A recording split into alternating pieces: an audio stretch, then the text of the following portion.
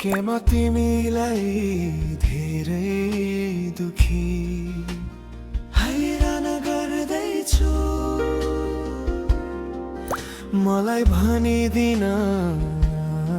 सक्थ्यौ नि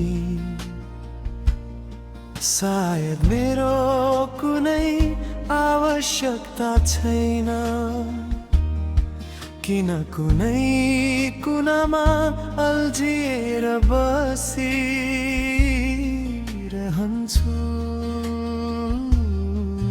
के म तिमीलाई धेरै दुखी हैरान गर्दैछु मलाई भनिदिन सक्थ्यौ नि सायद मेरो कुनै आवश्यकता छैन किन कुनै कुनामा अल्झिएर बसिरहन्छु तिमीले मलाई भनिदिन सक्थ्यौ यो ठेगानामा अब म पत्र लेख्ने छैन मेरो पनि त मन दुख्छ आँखामा आँसु आउँछ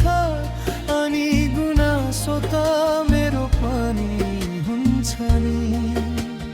हो गुनासो त मेरो पनि हुन्छ यदि यो मुट्ठी भर पारिजातको फूल यदि यो खोलेर राखिएको कानको ढुङ्ग्री सुन्दर मान्छेको पटक शिर हल्लाएर स्वीकृति देऊ म छोडेर जान्छु यति कुरा गर्दा गर्दै चरा बनेर उडी जान्छ तिमीलाई छुनै सक्दैन यति धेरै पटक एउटै बाटो ओहर दोहर गर्छु खोइ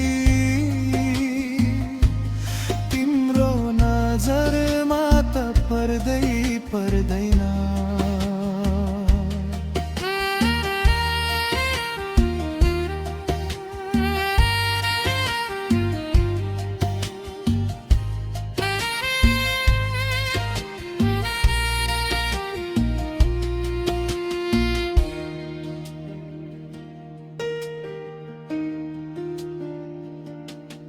यति कुरा गर्दा गर्दै चरा बनेर उडी जान्छ तिमीलाई छुनै सक्दैन यति धेरै पटक एउटै बाटो होर दोहोर गर्छु खोइ तिम्रो नजरमा त पर्दैन त्यसो भए के म कोही होइन र जस्तै नचिनेको भाषामा लेखिएको